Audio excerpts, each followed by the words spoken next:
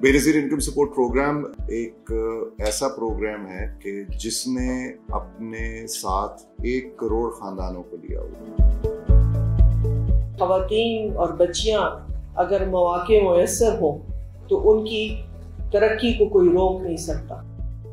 ये बच्चे सिर्फ पाकिस्तान का ही फख्र नहीं है, बेनज़ीर इनकम सपोर्ट प्रोग्राम का खुसूसी तौर पे फख्र। बेनज़ीर खानदान है हमारा, और बेनज़ीर का मतलब है जिसकी नज़ीर ना मिले। तो आज ये साबित हुआ है कि वाकई बेनज़ीर इनकम सपोर्ट प्रोग्राम की कोई और नज़ीर नहीं है। ये 4 बच्चे जो हैं उसका एक अमली नमूना आपके सामने है।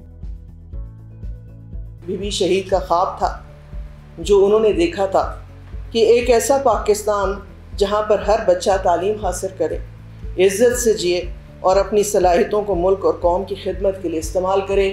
आज हमने अपना वो हदफ जो है वो हासिल कर लिया है। बेनज़ीर इनकम सपोर्ट्स प्रोग्राम को अच्छी तरह से जानती हूँ। पिछले 2 साल से मैं तालीमी वज़ाइफ हासिल कर रही हूँ।